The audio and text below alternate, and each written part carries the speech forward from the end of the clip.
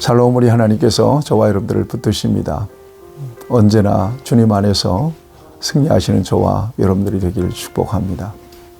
오늘 하나님께서 우리에게 주시는 말씀은 사무엘상 제17장 41절에서 49절까지는 말씀입니다. 물리적인 법칙에서 약자는 강자를 못 이깁니다. 약한 것은 강한 것을 이길 수가 없습니다. 여러분 생각해 보십시오. 어린아이와 어른이 싸우면 누가 이기겠습니까? 또한 적은 것이 많은 것을 못 이겨요. 10명과 100명이 싸우면 누가 이길까요? 여러분, 그 결과는 자명합니다. 약한 것은 절대 강한 것을 못 이겨요. 적은 것은 많은 것을 이길 수가 없어요. 자, 그런데 영적인 원리로 들어가 보면 상황이 달라요. 물리적인 법칙이 깨져요. 약한 것이 강한 것을 이기기도 하고요. 적은 수의 사람들이 많은 수의 사람들을 이기기도 해요. 영적인 원리로 싸운다는 것은 하나님을 믿는 믿음으로 싸운다는 것을 의미합니다. 내가 싸우는 게 아닙니다. 하나님이 싸우시는 겁니다. 하나님을 싸우시도록 하는 겁니다. 여러분, 하나님이 어떤 분이세요? 전능하신 하나님이 천지를 창조하신 하나님이시고요. 언제나 전능한 능력으로 우리를 돌보시는 하나님이십니다. 하나님을 이길 수 있는 사람이나 그 어떤 대상은 세상에 없습니다. 하나님이 해결 못할 문제는 세상에 없는 거예요. 여러분, 한나의 기도를 소환해 보면 여호와를 대적하는 자는 산산이 깨어질 것이다. 그래서 어떤 문제든 어떤 상황이든 하나님을 찾고 온전히 의지하고 하나님 앞에 기도하는 그 사람은 반드시 문제를 해결받을 뿐더러 이길 수 있는 사람입니다. 저와 여러분들에게 그런 은혜가 언제나 있기를 축복합니다. 어떤 문제가 있든지, 어떤 상황 속에 있든지, 어떤 두려운 일을 만났든지 저와 여러분들은 연약합니다. 하나님 의지하셔야 됩니다. 그래서 믿음으로 하나님께 문제를 맡기고 하나님 앞에 기도하기 시작한다면 반드시 그 문제는 해결됩니다. 반드시 그 사람이 승리하게 되죠. 저는 여기에 한 표를 걸 수 있습니다. 저 역시 많은 도전과 어려움들이 있겠잖아요. 그렇지만 그 모든 문제 하나님께 넘겨드리고 기도하지 않는다면 제가 감당하기 어렵죠. 그래서 하나님 의지하고 기도하는 것입니다. 저와 여러분들이 이 같은 영적인 원리 안에서 영적 전쟁에서 승리할 수 있는 귀한 은혜가 날마다 저와 여러분들에게 있기를 축복합니다. 지금 블레셋과 이스라엘이 전쟁을 하고 있잖아요. 그런데 블레셋의 장수 골리앗, 유명한 사람이죠. 이 사람이 그냥 나와서 이스라엘 군대를 위협하면요, 꼼짝 못하는 거예요. 공포에 사로잡혀서 사람들이 도망하고 말이죠. 이 일을 40일 동안이나 계속하고 있는 것입니다. 그런데 다윗이 아버지의 심부름으로 그 살벌한 전쟁터에 가요. 여러 가지, 그러니까 일종의 군량미죠. 군량미를 가지고. 그리고 군대에 간 세 형들의 안부도 물을 겸해서 다윗을 이새가 보내는데 마침 다윗이 그 전쟁터에 도착했을 때 골리앗이 이스라엘 백성들을 위협하는 소리를 듣습니다. 이때 다윗의 마음이 요동하기 시작해 거룩한 분노가 일어났습니다. 할례받지 못한 저 이방인이 살아계신 하나님의 군대를 모욕하는 소리를 듣고 그의 마음속에는 그에게 도전하고자 하는 마음이 생겼습니다. 그래서 묻습니다. 저 사람을 죽이면 왕이 어떻게 한다고 했습니까? 이것은 왕의 보상을 기대하고 하는 소리가 아니라 골리앗을 죽이고자 하는 마음의 결심을 그렇게 밝힌 것입니다. 여러분, 다윗에게 이 같은 그 골리앗과 맞설 수 있는 마음은 어떤 마음이라고 그랬습니까? 어떤 관점이라고 그랬습니까? 바로 영적인 관점입니다. 어제 그래서 관점에 대한 얘기를 나눴지 않습니까? 인간적으로 골리앗을 보면 두렵죠. 겁나는 사람입니다. 그런데 다윗은 하나님의 눈으로 그를 바라봅니다. 만만했습니다. 해볼만 했습니다.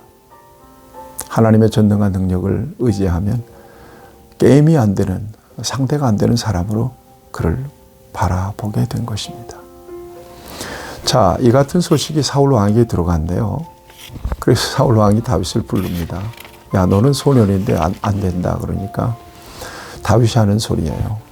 내가 양을 칠 때 사자도 곰도 내 양을 물어갈 때 그들을 쳐서 죽였습니다. 살아계신 하나님께서 곰과 사자의 발톱에서 나를 건져 주셨듯이 저 블리스 사람에게서도 건져 주실 것입니다. 그러자 사울 왕이 그를 허락합니다. 뭐라고 얘기합니까? 오늘 그 37절에서 가라. 여호와께서 너와 함께 계시기를 원하노라. 대신에 내 군복 가져가고 무기 가져가라. 입고 나가라. 그러니까 이게 거추장스럽고 여기 익숙하지 않으니까 다윗의 손에 매끄러운 돌 5개 하고 물맷돌만 가지고 골리앗 앞에 서는 것입니다. 여러분, 무기로 싸우는 게 아니고 힘으로 싸우는 게 아닌 것을 다윗은 이미 알아요. 그래서 사울의 군복을 거절하고 물맷돌 가지고 평상시처럼 곰과 사자를 쫓듯이 대적하듯이 그렇게 준비하고 지금 골리앗 앞에 섰습니다. 골리앗이 다윗을 바라볼 때 얼마나 가짜났겠습니까? 소년에다가 무기도 없이 자기와 싸우겠다고 나오니까 그래서 그를 조롱하잖아요. 내가 나를 개로 여기길래 막대기를 가지고 내게 나왔느냐. 그의 신들의 이름으로 다윗을 저주합니다. 그리고 너를 죽여서 짐승과 새들에게 네 시체를 주겠다라고 공포 분위기를 조성합니다. 이 소리를 들었을 때 보통 사람 같으면 얼마나 두려웠겠어요. 얼마나 무서웠겠어요. 그런데 다윗은 당당하게 기죽지 않고 그를 맞섭니다. 그를 응대합니다. 45절입니다. 유명한 말씀. 다윗이 블리셋 사람에게 이르되 너는 칼과 단창과 창과 단창으로 내게 나오거니와 나는 만군의 여호와 이름으로 네가 모욕하는 이스라엘 군대 하나님의 이름으로 네게 나아가노라. 관점이 다르죠. 골리앗은 자기 눈으로 다윗을 바라봤던 것이고 다윗은 하나님의 관점으로 골리앗을 바라봤던 것입니다. 골리앗은 자기 힘과 무기로 다윗을 제압하려고 했고 다윗은 하나님의 이름으로 만군의 하나님의 이름으로 그를 맞섰습니다.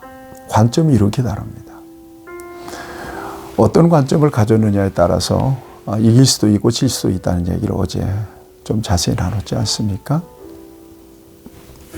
하나님의 관점을 가지고 그를 바라보니까 겁나지 않았습니다. 두렵지 않았습니다. 그래서 그는 46절에서 이렇게 밝힙니다. 오늘 여호와께서 너를 내 손에 넘기시리니 내가 너를 쳐서 네 목을 베고 블리셋 군대의 시체를 오늘 공중의 새와 땅의 들짐승에게 주어 온 땅으로 이스라엘의 하나님이 계신 줄을 알게 하겠고 또 여호와의 구원하심이 칼과 창에 있지 아니함을 이 무리에게 알게 하리라. 전쟁은 여호와께 속한 것인즉 그가 너희를 우리 손에 넘기시리라. 전쟁은 여호와께 속한 것이다. 여호와의 구원하심이 칼과 창에 있지 않다. 완전한 영적인 무장을 가지고 지금 골리앗과 맞서고 있는 것입니다. 누가 이길 것 같습니까? 여러분, 결과는 자명합니다. 오늘 이 대결의 결과를 성경은 이렇게 밝히고 있습니다. 블레셋 사람이 일어나 다윗에게로 마주 가까이 올 때에 다윗이 블레셋 사람을 향하여 빨리 달리며 손을 주머니에 넣어 돌을 가지고 물매로 던져 블레셋 사람이 이마를 치매 돌이 그의 이마에 박히니 땅에 엎드러집니다. 끝.